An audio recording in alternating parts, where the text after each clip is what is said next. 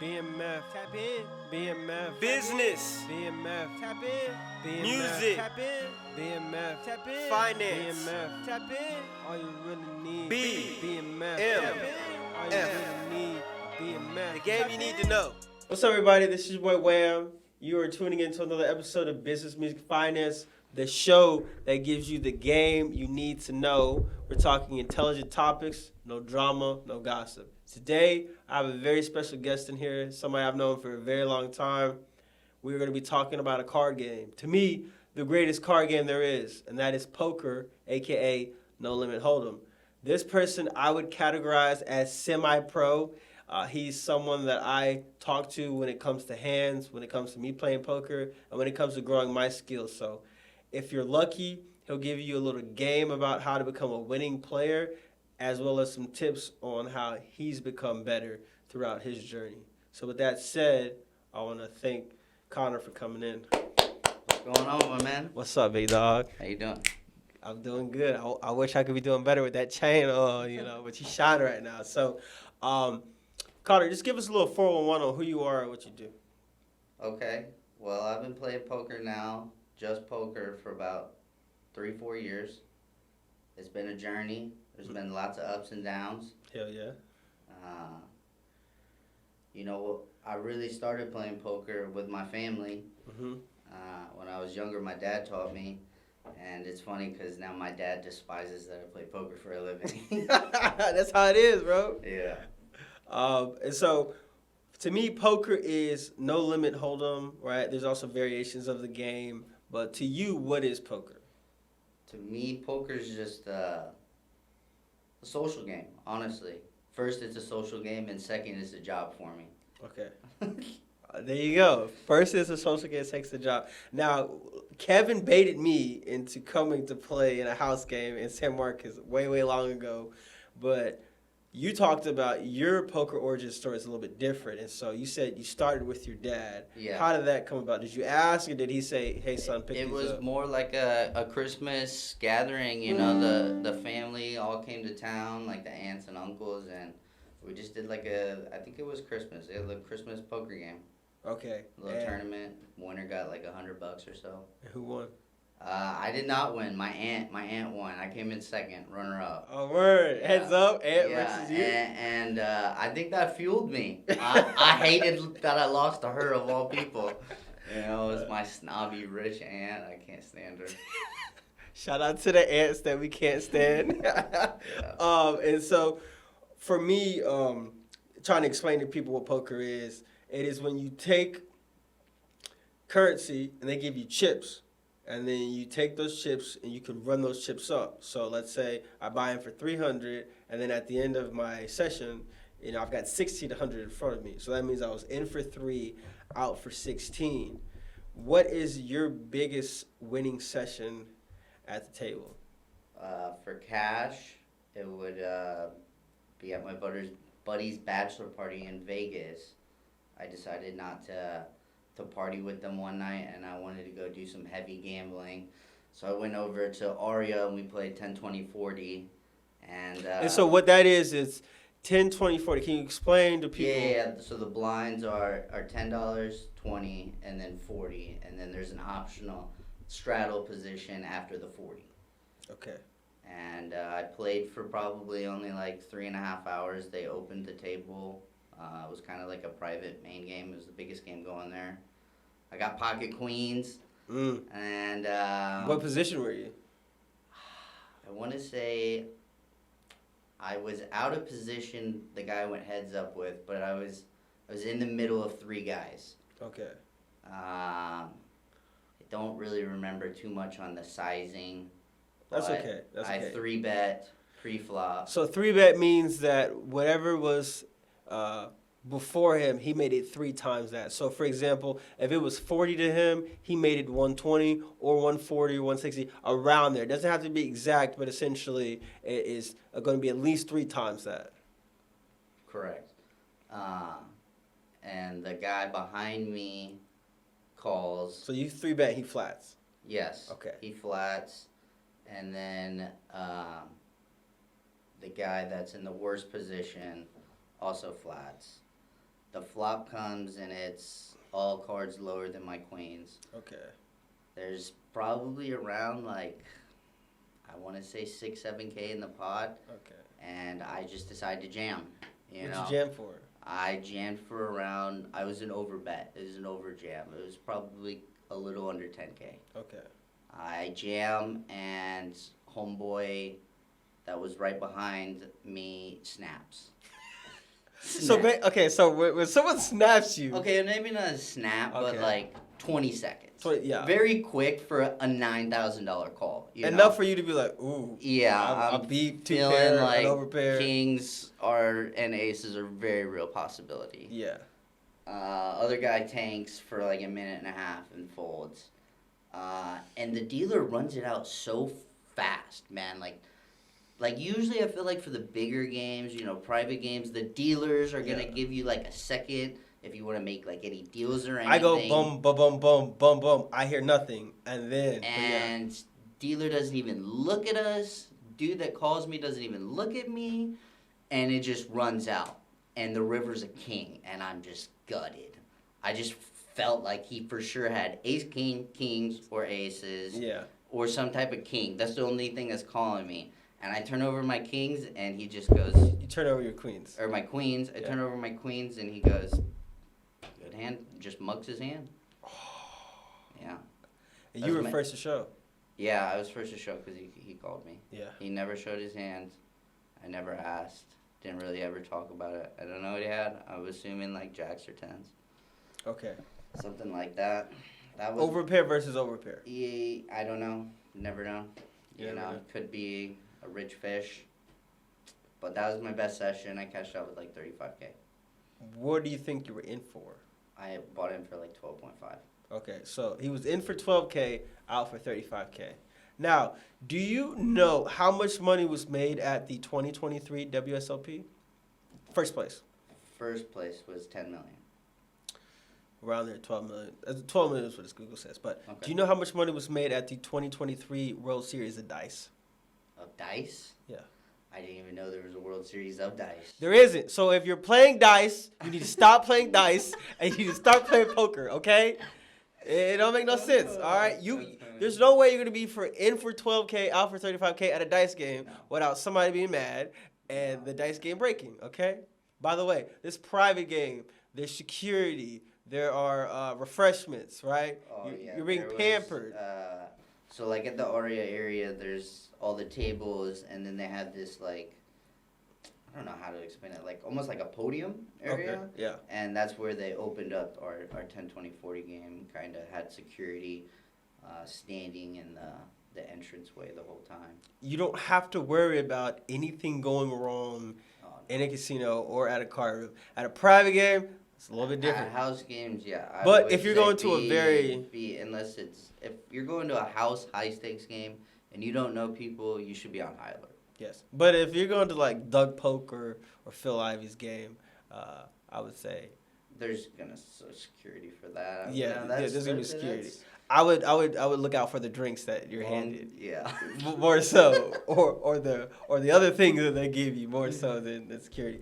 But for those who have an opinion on the game, because a lot of people think it's gambling, and I try to tell people there are people who play poker and there are people who gamble, and you have to watch out when you are sitting down playing cards because you could be a better poker player, but if someone's gambling, they could suck out or get lucky. And so for those people who have an opinion on the game but have never played, what would you say is the best way for people to educate themselves on the game?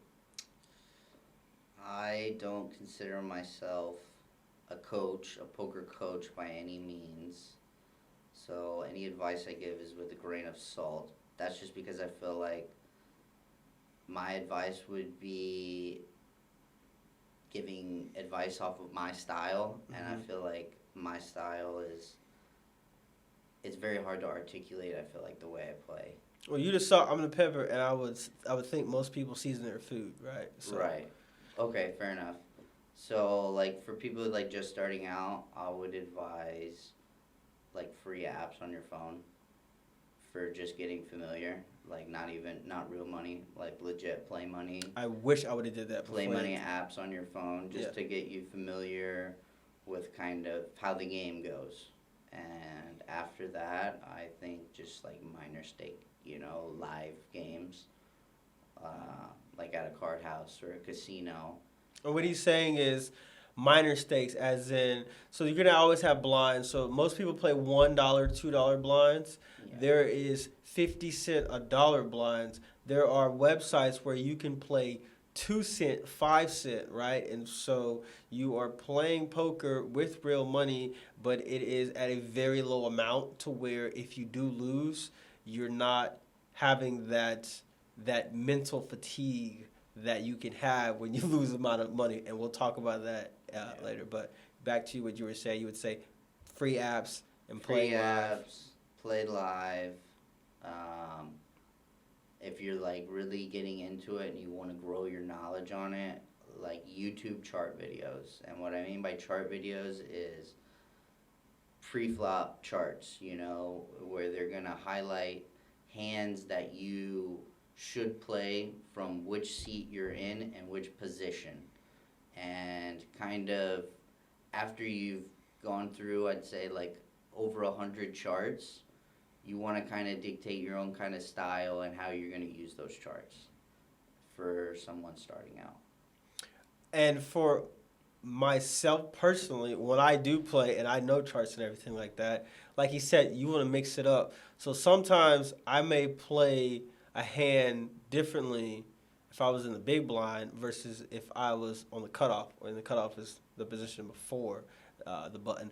I personally like the cutoff the best because I'm going to put pressure on the button. So if the button can fold, now I become the button. Right. So for you, what would be your favorite position? I would say cutoff is definitely up there. Dealer, obviously. Yeah. Anywhere where I have last position, 100%. Any position where I'm last. And just make sure you know who you're playing with, whoever's the button, because you don't want to like make a 4-bet in the cutoff, and then the button is just like behind you, just snaps you off, they're gonna go or jams, or jams, or jams, and then you just lost all that money. But thank you for that. Now, there are many highs and lows in poker. How do you make sure your mental is still good after a bad session? It's tough. I've had some multiple bad sessions in a row, and it is mentally draining. It really is. Make you not want to eat. I really go off of kind of gut feeling a lot, even when I'm playing cards. Like sometimes going off of charts, like I should have made folds, but like I went with my gut because I felt like I had a read. Kind of like that. When you're running bad and not playing well and you can feel that, my advice is don't play through it. Stay away. You just got to take the break, And same with vice versa, when you're running good and you feel like you're running good, fucking stay at the card room. Yeah, 100%. Stay there. Run it up. Run it up, man. But you gotta, I don't know, I think you really need to have the patience to think properly in certain situations like that, Now, tilt is basically when something happens and you now in your head have doubts in your ability, or you feel like you're not performing well and you start questioning your ability. Or the cards just fucked you. Or the cards just fucked you. It happens. Like you got aces and someone's got queens. And they don't win on a set, which means they got 3 of a kind. They went on a 4-card straight. Even worse. Thank you, Cole. Even worse. Even worse. But as somebody who's dealt it before, who's seen it before, I am someone who will never get angry at the cards or the dealer or the player because it happens. You can flop the absolute nuts and that other person goes runner, buy chips. Yeah. And so how do you stay focused when you're on tilt? Because for me, you taught me this. Get up and go take a walk. I get up and I get up, I go outside and I smoke. Yeah. I chain smoke. I'll chain smoke until I can get it out of my head. Or yeah, that's pretty much it. Go outside, smoke. You just, if you're fuming at the table, there's just there's no end possibility that it's not gonna end well. Yeah, because people can see it. Yeah. And the worst thing that'll happen is you lose a hand, you're fuming, and then you wake up with a better hand than you had before, and then you make a bet to make it look like you're angry, but you're not, and then you lose that hand. That's infuriating. That second one will get you to. Yeah, when you get stacked when you're already on tilt is Oh my God. another level. And when someone has only one out. Because if I'm already on tilt, I've already accepted I'm on tilt. Hey, bro, 100%. So I'm I'm definitely like, gonna buy back in. You're gonna get this money today. That's not how you should be thinking. You should be thinking. No, it's not. It's definitely not how you should be thinking. Yeah, because now I'm much better. But back then, I used to say, I'm either going to get it all back or I'm going to lose it all. Lose it all. Yeah, that's not a good mindset to have. That is not a winning mindset to have. But the players at the table are going to love it. Mindset. 100%. And so, thank you for bringing that up. That's my next topic. When do you start gambling, or do you always play poker? At the table. So this is why I like to not give, I guess, or I would say that's not true. This is why I don't like to consider myself like a poker coach. Mm-hmm. You know, there's a few people I consult with, you being one of them. For me personally, the time I'm gambling the most is when I have a live read on someone.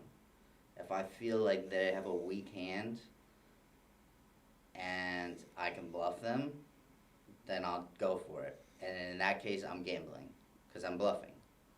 And there's many times where I do this because I'd say almost 50% or more of my elite poker skill is live reads, is reading people live.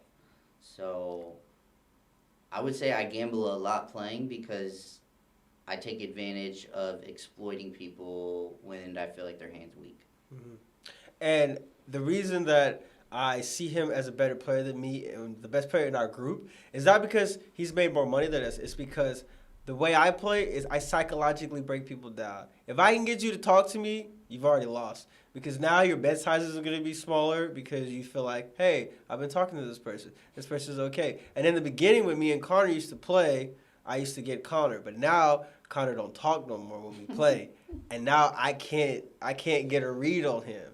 And so that's actually something that I just wanted to tell you. I salute you for that because there's not many people know about that skill of like, this person's talking to me to get me to talk back. They want info. Yes. And I don't ask you, what did you have there? You know, I look at, do you have a ring? Oh, you're married. Oh, what do you do for a living? Oh, you own your own business. Yeah. You know, and also, I don't mean to be stereotypical or racist here, but there are certain players that I do not want to play with. Asian people who own a business or an engineer, or Indian people who don't have very good English, they are down to gamble. Those are the funnest people to play with. Exactly. You can win big or you can lose big. Those are the funnest people to play win big or to with, lose because they're crazy. They keep the table live and entertaining, and they're there to gamble. Yeah. And we say crazy in a good way. Yeah, but good way. I don't want somebody to say, fuck it, let's gamble. He's just like, no. I want you to fold that hit. I like that. I love Well, you're going to have a premium. I'm not. I'm going to have 7 deuce or 10-6 and try to bluff off. And I guess, what's going to be your favorite hand? Favorite hand? I'm guilty for Jack 10 suited. Very guilty for that. I've been a real fan. The hands where I'm noticing that I am winning a lot more money than with premium hands are like 5-6 suited, 6-7 suited, 8-9 suited, 9-10 suited. Those hands, I'm starting to 3-bet those pre-flop a lot more often.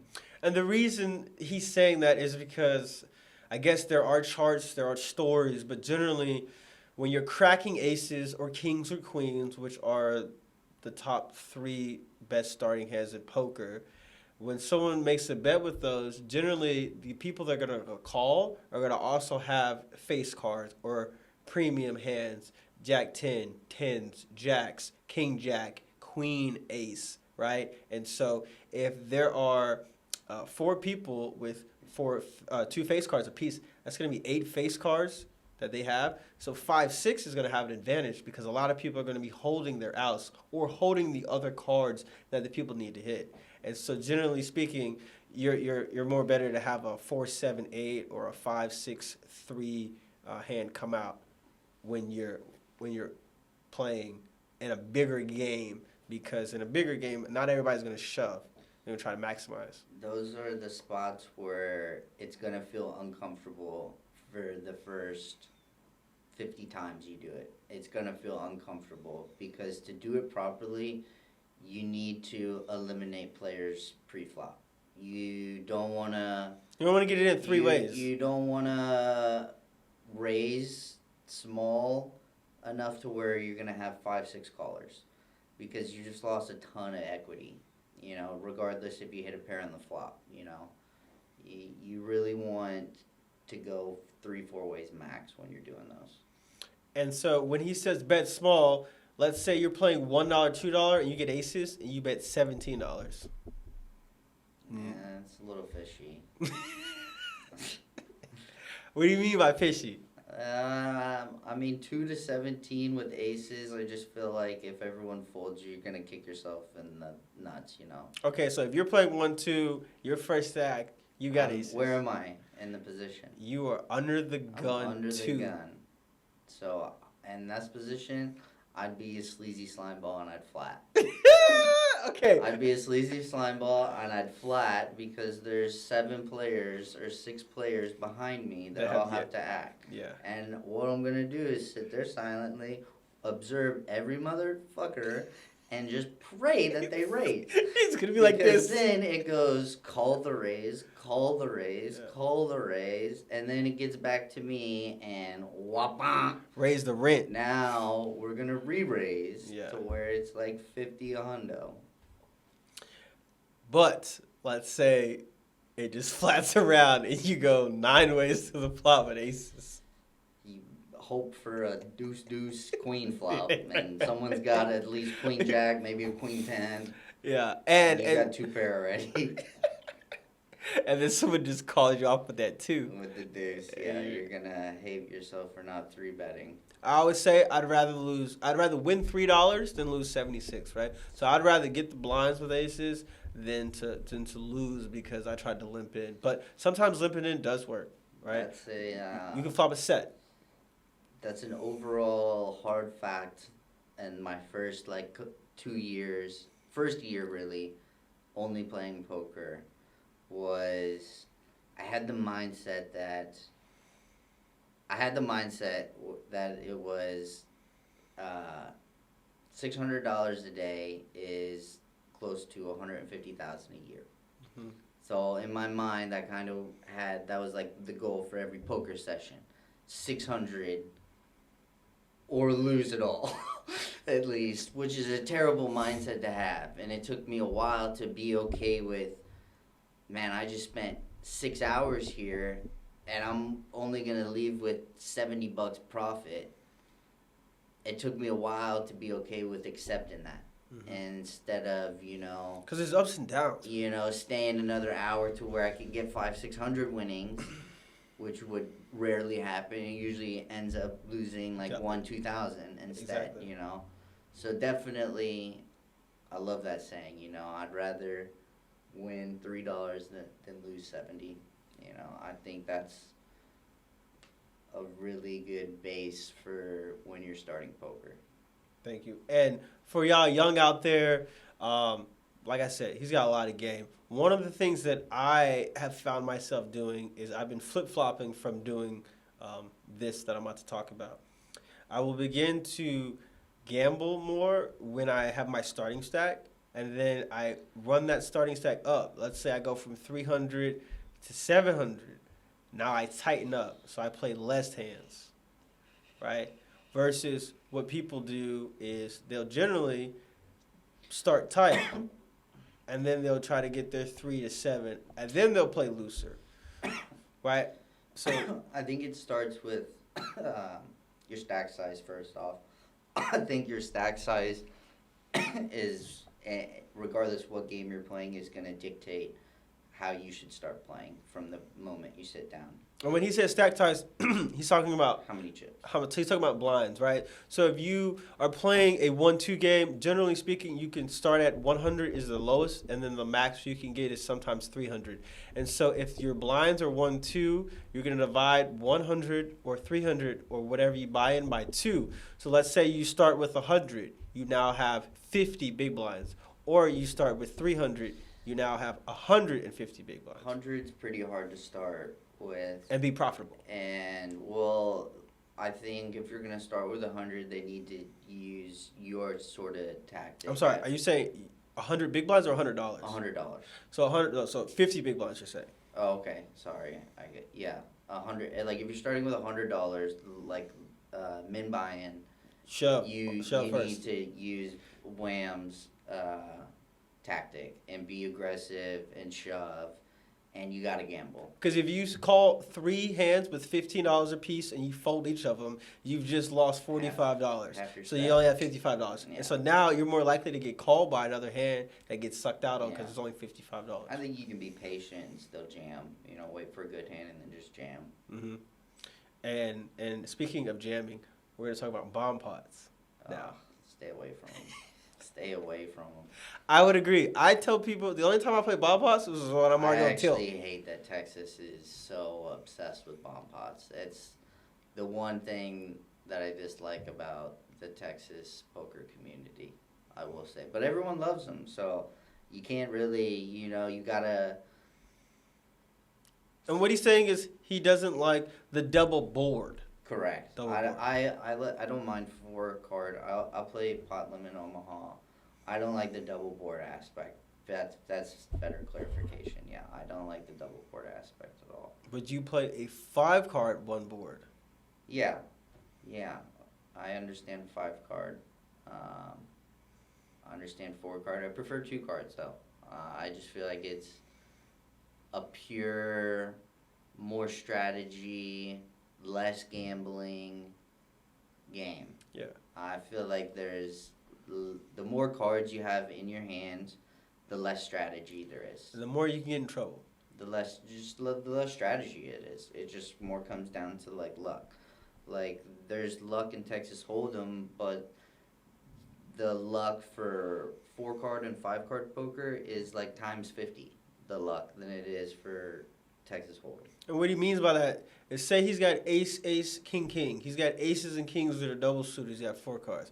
I have 2, 3, 4, 5. He pots it. Potting means he can bet the maximum amount because in No Limit Hold'em, there's no limit to what he can bet. But in Pot Limit Omaha, there is a pot limit. So he can only pot it as so much. And so if it's for me juicy enough to call, I can call him and then say the flop is 4, 5, 6. I've got a 2 pair, I've got a straight, and he's pretty much already knows he's lost because I have 4 cards, and the cards that are in his hand have no help. Yes, the aces block out the wheels, but 5, 6, 6, 7. Someone's got it. 7, 8. Two pair will get there so heavy, and so thank you for bringing that up. There is a difference between 1 board and 2 board, and I think people need to understand that. Yes. And also, you need to understand you got to use 2 cards. But I love playing y'all who think you got a 1-card flush. Ship it. Ship it. So I did it when I first played. Trust me, for bomb pot, I definitely made the mistake. that's why you hate it. Yeah, I mean, I grew to like it, and I've learned to stay away from them. They're just not profitable if you're playing them every hand. Yeah. Every time that the table does it and you're playing it, I can promise you're not profitable if you're playing every time. Now, if you're stuck, you could get it back. But a lot of times what I've seen someone run up their stack from 300 to 1,000. And then in that one bomb pot, they lose all that 1,000. It's all gone. And so my recommendation is if you want to play them on your button. Play them when you have position. And so you talked about you being a full-time player or close to a full-time player. So I'm thinking you're not only playing cash, but you're playing tournaments. Yeah. I want to travel around and kind of pick and choose tournaments, and I want to start playing more tourney style. Now, are you going to be somebody who goes straight for the tournament, or are you going to play cash to be able to get yourself? Because I know you already have the bankroll, but are you going to play cash to maybe see how you're feeling, see where your moves are, I and maybe? think I'm gonna play less cash and just play a couple big cash games every month, and then the rest are just gonna be tournaments, even if they're small. I just think That's where the I'll money be is. more. I think I'll be more profitable this 100%. year if I play just less cash, more tournaments, and then just play only big cash games. And the reason that is because I try to tell people a tournament is a marathon. So Long. you wanna get out to a good chip lead and keep collecting. In cash, it's really a sprint. How fast can I go from 300 to 1,000? Because in cash, you can go from 3 to 1,000 in 30 minutes, in an hour, in 2 hours, and then you can leave. In a tournament, you can be chip leader, but you just gotta stay, right? Especially if it's a one-day tournament. It could be a multiple-day tournament, and then you would have to reset your mind, right? Day one was good, day two is bad, day three, you gotta definitely be on your game. And another thing about tournaments is you can chop. So say that there are 8 people left. What they'll do is they'll count up everyone's chips, and then they'll put the prize pool into some software with everyone's chips, and then they will allow you to know how much money your chip stack is worth, and if everyone agrees to it, then you can get paid that amount. And a lot of tournaments are chopped. I don't know if the WSOP is chopped. I've heard, and I would probably behind closed doors, if I'm heads up with somebody, be like, hey. I think they probably do deals behind the doors. Definitely a deal, not you can't do a legal chop at WSOP, but definitely a deal. But with that, do you prefer chopping or do you prefer just going for the jugular? I'm going for the jugular. Amen, man. I hate to say it, but I'm definitely one of those guys that when they ask if nobody else has done it already, I'll do it.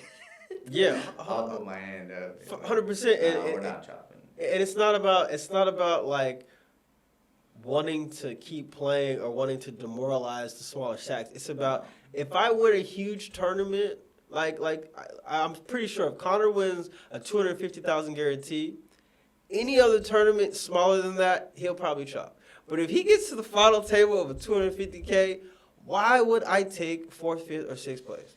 You got to put me there. Yeah. I'm not just going to voluntarily get there. Yeah, for me, I think it's just like an ego thing. Like, even if I have, like, the lowest amount of chips and I'm about to get blinded out of a tournament and we're not even in the money yet, and they're like, do y'all want to bubble? Or I think that's the term, bubble? Mm-hmm. Yeah, bubble to add another person to the list. I would say no. Hey, I'm with you. I would say no, even if that means like I don't make any money. Like, that's just how I roll. Now, with that said, gotta live and die by it. With that said, do you run it once or twice? I prefer to run it once. I do run it twice if it's. I mean, I run it twice if like they seem like they really want to, and I'm familiar with the player. If I'm not familiar with you and I want to go once, I really don't care what you're saying. But I would say majority, I'm probably 75-25 once, 25 twice. With him and people that I played in college, I'll do whatever you want. But with y'all out there, if y'all flop the nuts, Merry Christmas. Because it's once.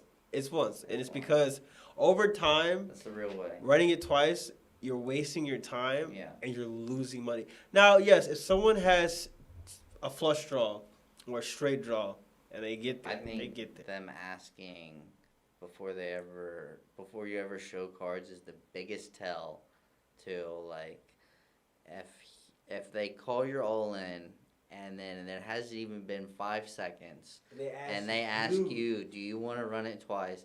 They're on a fucking draw every fucking time. every time. And a draw.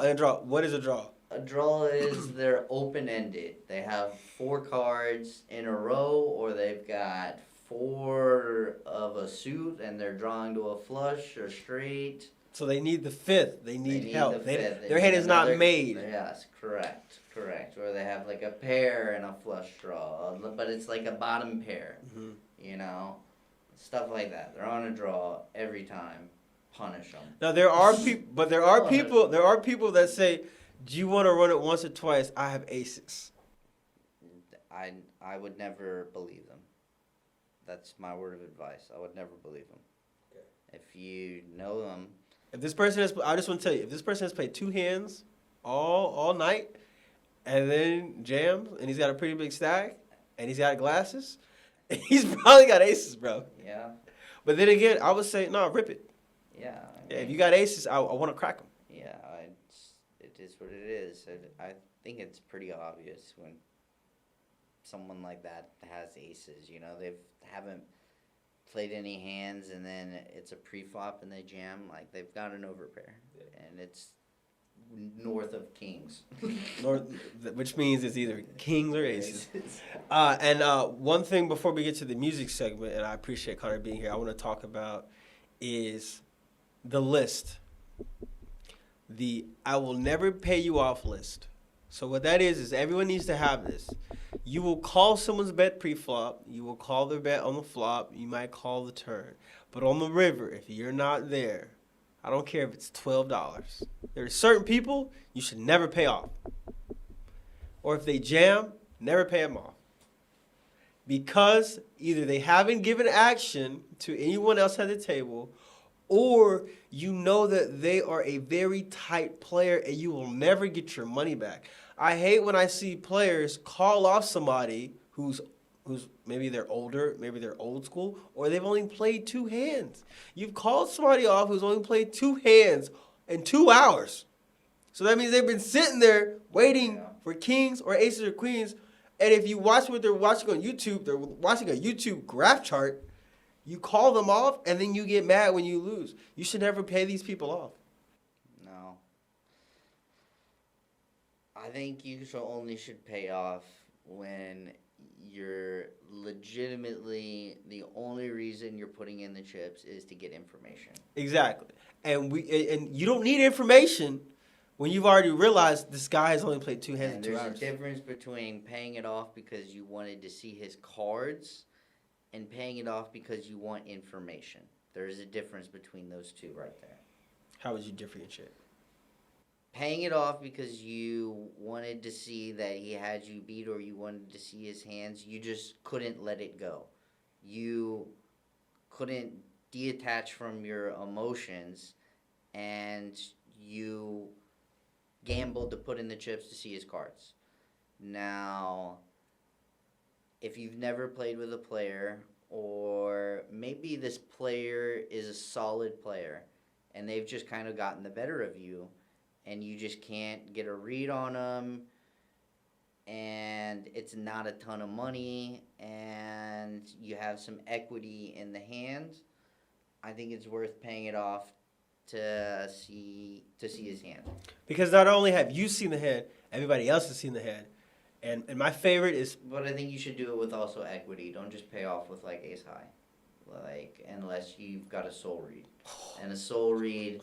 There's nothing better than having a soul read. Calling off with ace, I'll never forget this. It was at Shuffle, and I haven't played with this guy too often. I don't know his name, but he's kind of a wild player and gamble guy. And I don't remember the board, but it was some heavy pre-flop betting, and the checks around to the flop. Checks around the turn. So now we're on the river, and homie jams for like $700. And I was just staring him down, and I could just feel him starting to buckle under my stare. I swear. I could just feel him starting to buckle under my stare, and I called off my entire stack with ace king, and he was just flabbergasted. Like, he was just like, how the fuck do you call? with ace high, and it's just like the soul read, man. That's the only time you should call with ace high is when you got a soul Did you read. feel like he missed his draw, or you had a better ace high, or you just felt like he was just solely felt like he did not have a pair, and I had ace king, which means if we could be chopping at worst. Worst case for me, I felt like a worst case scenario for me was I was gonna chop the pot. You know, he had ace king, and he wouldn't. I was like, I called you, and he just hesitated. And I was like, do you have anything? And he was like, no. I was like, I called you, show it or not. And he didn't. I threw my ace king, and he fucking mucked and ran out the door. Hey, come back soon. Yeah. All right. And then, last but not least, what are 3 things that you feel like every successful poker player has or should have? Whether it's a skill or a book, Live reads. live reads. That means pay attention. Live reads. Always paying attention. Like, being super observative. Like, hand gestures. The way they shuffle chips. The way they breathe. The way they breathe is huge. Mm-hmm. Like, mental toughness and patience. We're going to get to that. That sounds like bankroll management. Kinda, yeah. Okay. Mental toughness and patience. And the last one would be fearless. Gotta have some balls, bro. It's the game of having big balls. Soul reads. That was the big balls. Because essentially, if he loses that hand, and that guy shows, he doesn't show. And that guy has something very weak, right? Say he has a pair of 2s. There's 5 cards on the board, and there's a 2 is the lowest one. That means he had the 5th best pair, and he folds. That means that everybody knows what you called with, essentially. He called with no pair, so it's very important. So once again, live reads, mental toughness and fortitude, and ball. Fearlessness. And fearlessness. Ladies, you don't have to have balls to be fearless. Yeah, fearlessness. And what I mean by that is you gotta be okay losing in spots. You gotta be okay with it, and you can't let it affect you the next hand. One time I walked away with $12. That's crazy. I got up. I said, you know what? I'm leaving with something. I'm leaving with enough to get food, bro. All right. And when you're playing online poker, because I know you play online poker. Man, speaking of online poker, what's going on with all the scandals, man? I'm not. Stay away from online poker right now. Is my advice. I would say have a private game with some friends. There are a lot of apps where you can start a private game and you're playing with friends. And it's less likely that you're going to get, gypped. But I will say, if you're going to be playing on the Bovadas, the ACRs of the world, things like that, I would recommend to not play cash. I would play tournament. I just wouldn't play. You wouldn't play? You're done? Yeah, I think so. I think I'm probably done with online poker in Texas. I think when I'm in Vegas and states where I can do WSOP online, I'll probably give that a go. But I'm done with the ACR. I'm done with the ignition. I'm done. I just don't trust it. And what he means is, in our state, you can do whatever you want because it's Texas. But in terms of them backing your dollars, they will not back your dollars if you play online. In Vegas, they will back your dollars, which means they have security in place to make sure your dollars aren't being screwed, because that looks bad on them. And then with that said, who is your favorite poker player? Recently, I've got a new favorite poker player, and I would say it's Santosh. Santosh is the man. I like the way he plays. He's crazy casino owner from India, and he likes to gamble, but he's also really good at poker. That's definitely something I'm going to stay away from. So, going to music. Give me 3 songs that you would recommend people listen to sooner than later. California Dreamin' with Chris Lorenzo and Hijinks, the remix. Okay. It's a good one. Lose Yourself with Eminem. If you've never heard it, you live under a rock. That's your anti-tilt. Yeah, you gotta play that after you just lost a big hit. That's a smoke a cigarette, go outside song. Let me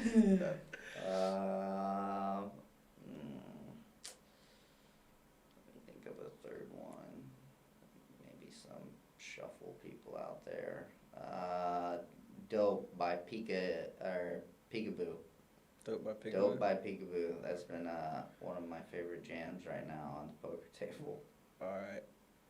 I'm gonna have to check it out. Dope by Peekaboo. Because when you said Peekaboo, I was thinking of Lil Yachty and Migos. No, but that's a good. Hey, that was hard, bro. That mixtape or album went really good. Mickey by Yachty. Yeah, 100%. All right, so let's get into the finance segment. Bankroll management. How do you define bankroll management? I don't define it. I don't define it. Bankroll management is kind of an issue for me just because You do this for a living. I do it for a living, yeah, so I guess,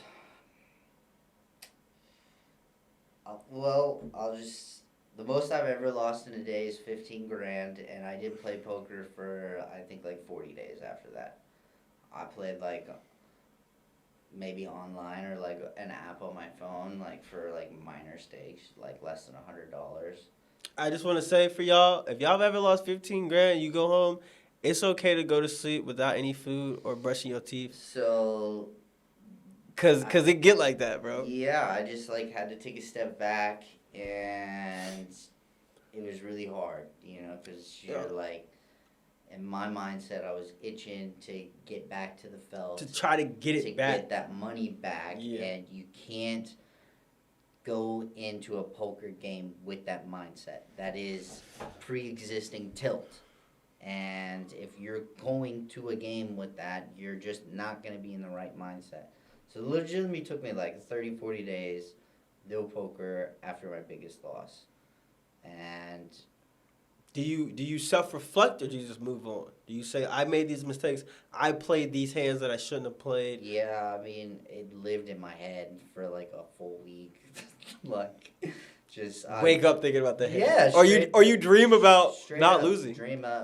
Wake up dreaming about the hand, like going back from the grocery store just randomly in the car, just F-bomb, fucking motherfucker called me off. Fucking river, fucking fuck that dealer, you know, like all that stuff, like 30, 40 days. But I think I handled it well because if I would have gone back and played, I would have lost more money. So I think you have to be mentally tough, and you have to be willing to have the patience to let this bad voodoo or bad luck that's whatever following you, or, you know, maybe it's just not your time to be gambling, you know, you gotta be able to stay away from the felt. I think that is where you need to be studying.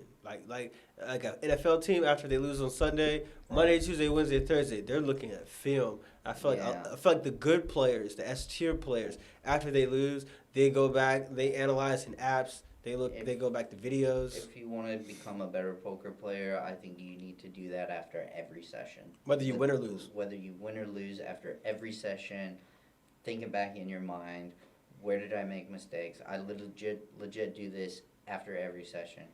Where did I make mistakes? Where did I miss out on easy money? Dead money, easy money, and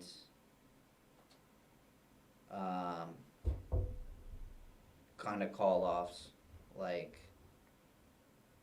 yeah, I'd say that those after every session, you know, you should go back through mistakes, where you missed out on dead, easy money, and where you think, you know, you should have made a call or fold.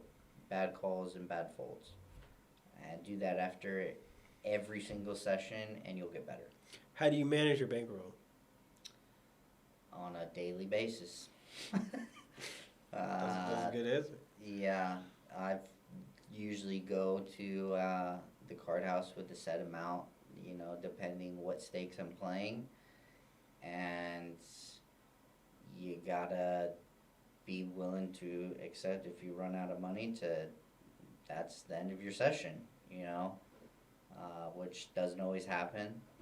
And sometimes it ends worse, and sometimes it ended up working out. But when you do that, you're walking on a slack line when you do that, and you can fall off the line at any time. So my advice would be go to your game with a set amount, and I would at least have like a backup.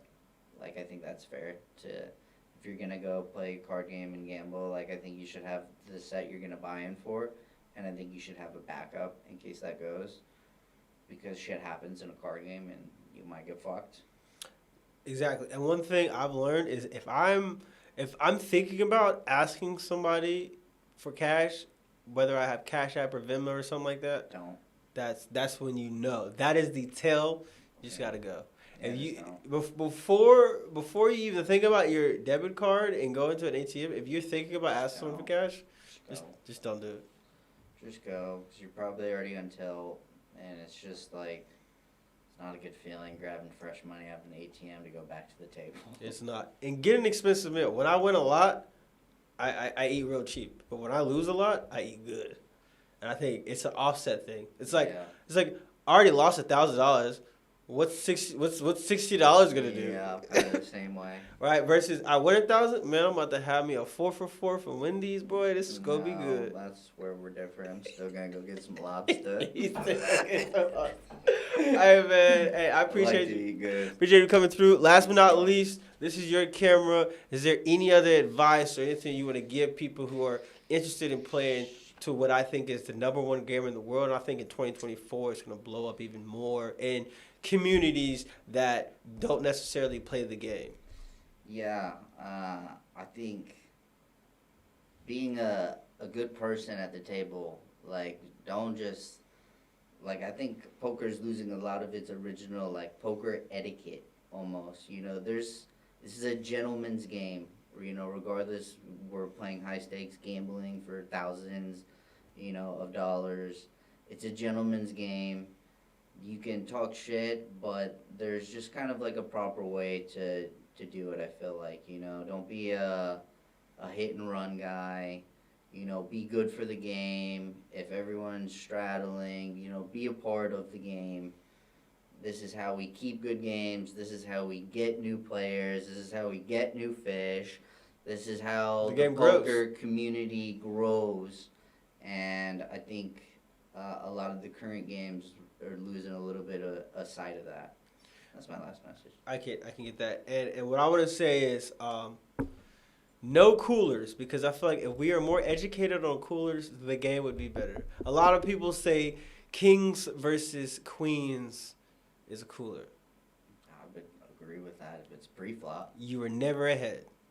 If queens flops a set over kings, that is a cooler. Yeah. But if kings hold against queens, that is not a cooler. Yeah, sure. And so now that you know what a cooler is, you can be less on tilt. Or don't call off the guy who's only played 2 hands in 2 hours, because you know it's kings. If you got queens, you should call. Call a jam? Yeah. Your whole stack with queens. How much is the stack? Hey, we'll have it back on later. The stack, it don't matter. Don't call off that person that's on that list. Yeah, Connor. don't pay off the nets. Don't pay off the nets. He's paying off the nets. So all you nits out there, when you see this guy at the table with his black Versace shades, looking like he took them off, the great Tupac Shakur, call him off. Once again, this is Business Music Finance. Until then, I'll see you later. The show that gives you a game you need to know. Fresh nerd got it.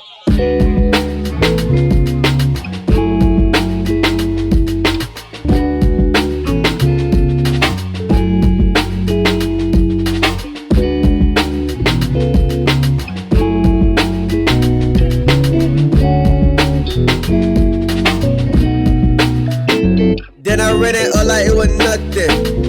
I'm talking nothing to something. Something to the big stack.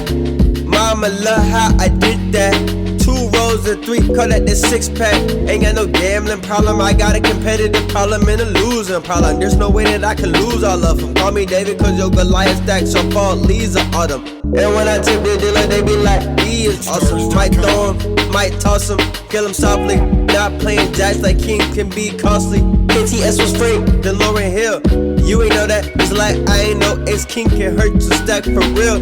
Especially when you run in the pocket aces. Lost all my chips, now I'm at the ATM getting another clip. Mama said don't get busted.